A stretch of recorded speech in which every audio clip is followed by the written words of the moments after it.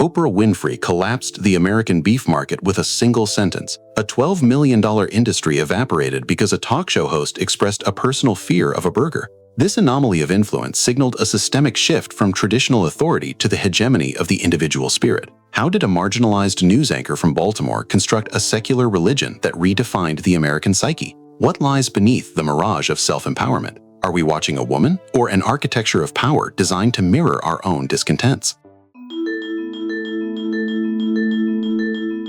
To understand the architecture of the Winfrey empire, one must pull the timeline back past the billion-dollar valuations and the Montecito estates to a singular point of perceived failure. This zero point occurred in 1976 in a Baltimore newsroom at WJZ-TV. Oprah Winfrey was a 19-year-old co-anchor, a black woman in a predominantly white, male, and sterile journalistic environment. She was an anomaly, not because of her identity alone, but because of her refusal to adhere to the detached, objective mask of the era. She was famously removed from her anchoring position because she became too involved in the stories she covered, often weeping alongside victims of house fires or tragedy. The newsroom sought a reporter. They found a conduit for collective trauma. This failure was the fundamental catalyst for her transfer to the daytime talk arena, a space where too much emotion was not a liability, but the ultimate currency. In 1978, Winfrey co-hosted People Are Talking, where she discovered that her ability to extract the untold story from a guest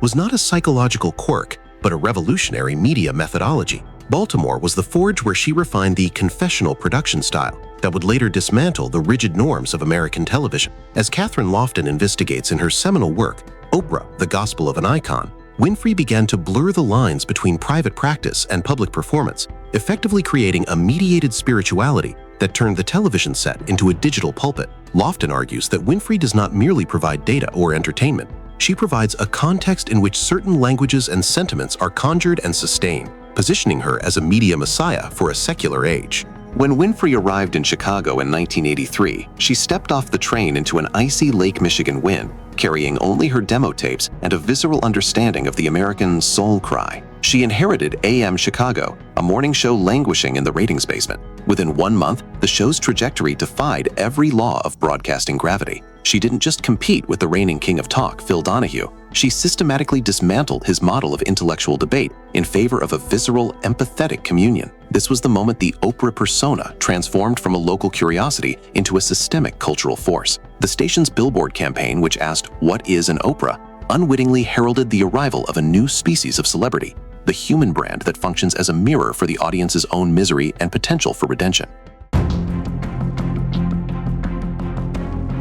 By the early 1990s, the daytime talk show landscape had devolved into a carnival of the grotesque. Shows hosted by Jerry Springer and Ricky Lake were defined by fistfights and sensationalist gotcha moments. Winfrey, once the pioneer of this tabloid genre, reached a point of profound professional restlessness. The systemic zero point of this era occurred in 1994, when Winfrey made a declarative break from what she termed trash TV. She announced a new mission. It's time to move on from "we are dysfunctional" to "what are we going to do about it?" This pivot was not merely a change in topics, it was a total re-engineering of the talk show's DNA. The program was rebranded as Change Your Life TV, shifting the focus from external conflict to internal revolution. This migration was driven by a psychological awakening that coincided with a period of intense legal and cultural pressure. In 1996, the aforementioned Texas cattleman lawsuit, sparked by a broadcast about mad cow disease, forced Winfrey to defend her influence in a courtroom in Amarillo. The beef traders, claiming her comments caused an Oprah crash that sent cattle prices plummeting, sued her for defamation. While Winfrey eventually won the case, the experience catalyzed a missionary maneuver. She realized that if her words could crash a market, they could also build a world. She returned to Chicago with a straight-backed righteousness, as described by critics, determined to use television to transform people's lives, rather than merely display their dysfunction. The data behind this pivot reveals a calculated risk. Initially, as Winfrey moved towards segments like Remembering Your Spirit, her ratings actually dropped. Viewers who are accustomed to the high-drama conflicts of the 80s were resistant to the 5-minute meditations and journaling exercises that now closed each episode. However, Winfrey did not retreat. She doubled down on the therapeutic discourse, introducing experts like Dr. Phil McGraw and Sue Zorman to provide the tools for self-transformation. This was the moment Winfrey stopped being a host and became a preacher of a new secular prosperity gospel. She was no longer just talking about problems, she was selling solutions, and those solutions were increasingly tied to the consumption of her recommended books, products, and ideologies. The core credibility of the Winfrey phenomenon is anchored in its alignment with the prevailing economic and political ideologies of the late 20th century. As explained by Janice Peck in her book The Age of Oprah, Cultural Icon for the Neoliberal Era, this phenomenon is known as neoliberal spirituality. Peck argues that Winfrey's ascent to iconic status is not merely a personal success story, but a window into the interplay of American politics and economics. The Age of Oprah coincides almost perfectly with the Reagan-Thatcher era, a period defined by the dismantling of the welfare state and the elevation of personal responsibility as the ultimate moral virtue. Winfrey became the primary cultural messenger for this shift, teaching a generation that systemic problems have only individual, market-driven solutions. In the world of Oprah, if your life is not going well, if you are struggling with debt, health, or unhappiness, the solution lies in visualizing astutely and praying resolutely. Peck points out that Winfrey phobia avoids structural analysis. Instead of questioning why the society is organized in a way that produces widespread dysfunction,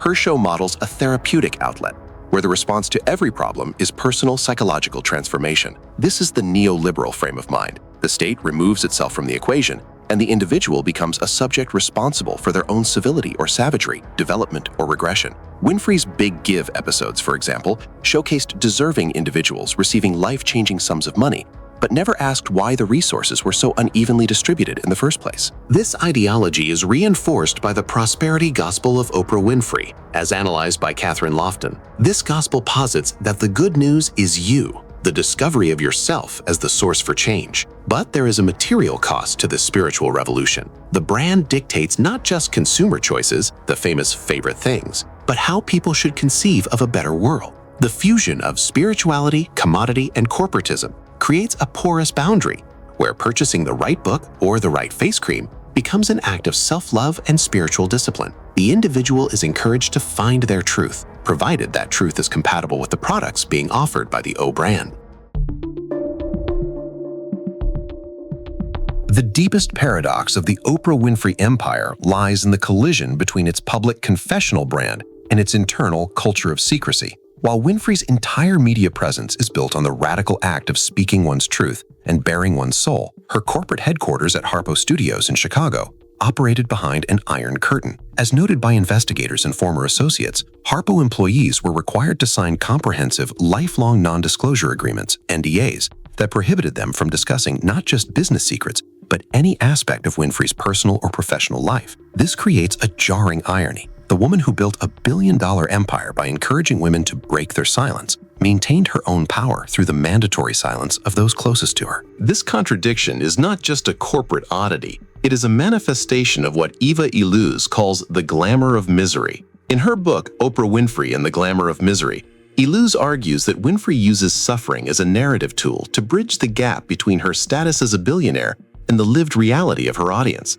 By constantly revisiting her own biography of poverty, abuse, and struggle, Winfrey creates a simulation of self that feels authentic to millions. She positions herself as the protagonist of misery, someone who has successfully navigated the path from trauma to triumph. This narrative allows her to remain relatable, even as she occupies a socioeconomic stratum equivalent to the GDP of a small nation. The paradox extends to the very nature of the confessional format. In Winfrey's hands, the act of self-revelation becomes an end in itself, a form of entertainment that simulates political empowerment without ever engaging in political struggle. Janice Peck observes that while feminism seeks to analyze the relationship between personal experience and political power to achieve collective change, Winfrey's popular feminism uses self-revelation as substance for entertainment. The programs articulate the frustrations of women's subordination in a man's world, but they do so without examining the systematic nature and material foundations of those frustrations. The show avoids male bashing, preferring to target individual women for their failure to have the right attitude or the right spirit. As Winfrey's mission shifted toward elevating the audience, the boundaries between spiritual wisdom and medical misinformation began to dissolve. This is the miracle mirage, a period where Winfrey utilized her unprecedented platform to confer divine authority upon crackpots, quacks, and pseudoscientific theories. The most egregious example was the 2007 promotion of The Secret, a book and film based on the law of attraction. This theory posits that the energy, thoughts, and feelings you put out into the world are exactly what is always coming back to you. End quote. In the world of The Secret, cancer can be cured by positive thinking, and poverty is simply the result of poor vibrations. Winfrey didn't just host the authors, she ordained them as prophets of a new age. The systemic cost of this mirage was measured in human lives. One viewer, inspired by the law of attraction, reportedly attempted to heal her cancer through positive thinking alone, foregoing surgery and chemotherapy. She died in 2010. Winfrey's weakness for crackpot theories also served as the launchpad for Dr. Mehmet Oz and Dr. Phil McGraw. Dr. Oz, in particular, used the Oprah bounce to build a career promoting miracle weight loss pills like green coffee bean extract, claims that were later retracted after a $3.5 million settlement with the FTC. A team of researchers later examined 40 episodes of Oz's show and found that more than half of his recommendations had no scientific support, and 15% were actually contradicted by the scientific record. This phenomenon is what Catherine Lofton calls divine pervasion. Winfrey's platform became so powerful that her endorsement replaced the need for peer review or clinical trials. If a product appeared on Oprah's favorite things, it was sanctified by her approval. This created a dangerous epistemic closure, where the audience trusted Winfrey's intuition over institutional expertise. The paradox lies in the fact that Winfrey often framed these anti-science perspectives as empowering the individual to take control of their own health, even as they placed individuals at severe risk of medical negligence. To understand how Oprah Winfrey sustained her cultural hegemony for 25 seasons, one must look at the way she commodified the very concept of suffering. As Eva Illouz details in Oprah Winfrey and the Glamour of Misery, the show functioned as a public ritual that transformed personal trauma into a collective narrative of self-transformation. This is not trash TV voyeurism. It is a critical hermeneutics of popular culture. Winfrey developed a narrative of suffering that guided the selection of guests, the naming of their dysfunction, and the ultimate performance of their therapeutic redemption. In this system, pain is the necessary raw material for the production of the Oprah persona. Winfrey's genius was in her intercultural ability to represent her particular experiences as universal truths. She used her own biography, the extreme poverty in Mississippi, the trauma of childhood abuse, the struggle with weight, as a hypertext of identity. This allowed her to bridge the massive wealth gap between her and her audience. When Oprah cries with a guest, she isn't just showing empathy, she is reinforcing the simulated self that the audience has bought into. The glamour lies in the fact that this misery always leads to a successful conclusion. On Oprah's show, suffering is never senseless. It is always a lesson on the path to becoming one's best self. However, this therapeutic culture has a profound silencing effect on systemic critique. If all suffering is viewed through the lens of personal growth, then the social conditions that cause suffering are rendered invisible. Illouz points out that the talk show format, simulation of self, mirrors the demands of late modernity. Individuals must be reflexive and authentic in a way that fits within market parameters. The Oprah culture industry teaches that the teshuva, repentance or return, bargain is the only way forward. You confess your failures, you do the inner work, and you are rewarded with a sense of balance and, inevitably, the ability to consume more effectively.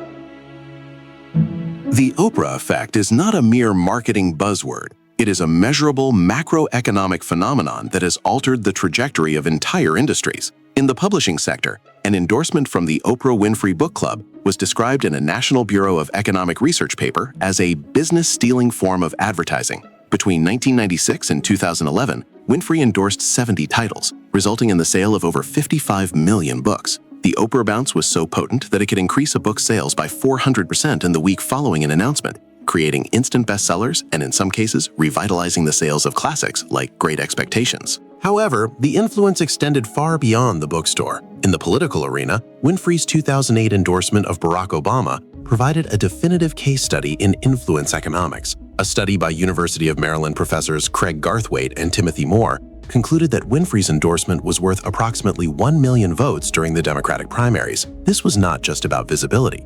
It was about the Oprahification of the candidate. By appearing on her stage, Obama was granted access to Winfrey's aura of authenticity, mobilizing 10,000 new volunteers and raising $3 million in a single afternoon at her promised land estate. This was the moment the media messiah became a political kingmaker, proving that her brand could move the levers of the most powerful nation on earth. The Oprah effect functioned through a mechanism of relatedness and reduced seeking costs. In a crowded market, Winfrey served as the ultimate filter, a human brand that consumers trusted implicitly. This trust was her most valuable asset, allowing her to earn $300 million annually even as her traditional TV ratings dipped. She wasn't just selling products. She was selling a sustainable brand management model built on knowledge capital, social capital, and emotional capital. Whether it was the 276 Pontiac G6 sedans she gave away, or the 5 spin-off hosts she propelled to fame, Oz, Phil, Rachel Ray, the Oprah effect was about the systematic distribution of sanctified reality. The physical manifestation of the Winfrey hegemony is found in the Promised Land, her 42-acre estate in Montecito, California, purchased for $50 million in 2001, a record at the time. This Italian villa-style compound is more than a residence.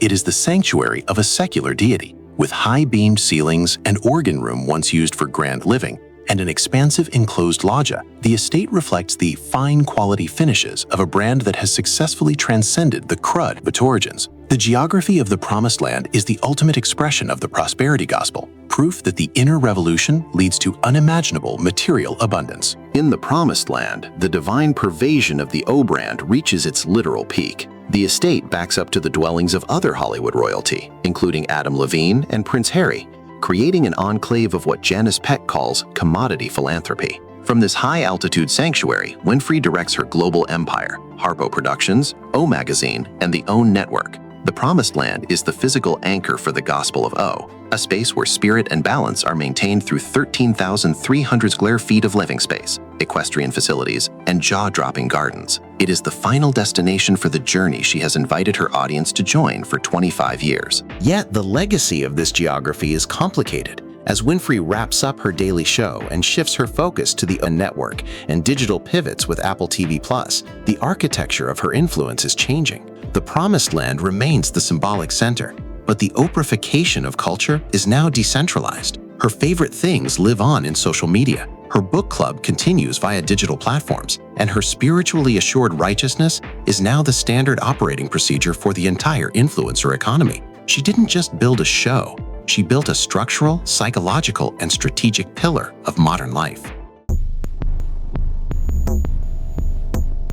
Oprah Winfrey did not merely host a talk show, she engineered a secular resurrection of the American spirit. By fusing consumerism with confession, she created a system where authenticity is the ultimate product and suffering is the ultimate marketing tool. The paradox of her life lies in the gap between the truth she encouraged and the secrecy she enforced. The Gospel of O is a path to empowerment that simultaneously tethers the individual to the market. Consequently, her legacy is not one of political liberation, but of a brilliant missionary maneuver that turned the discontents of a generation into a multi-billion-dollar brand. As we navigate the world she helped build, we must ask ourselves, in our search for the authentic self, have we merely found another product to purchase? Is the O a window to our souls, or just a mirror reflecting the glamour of our own misery?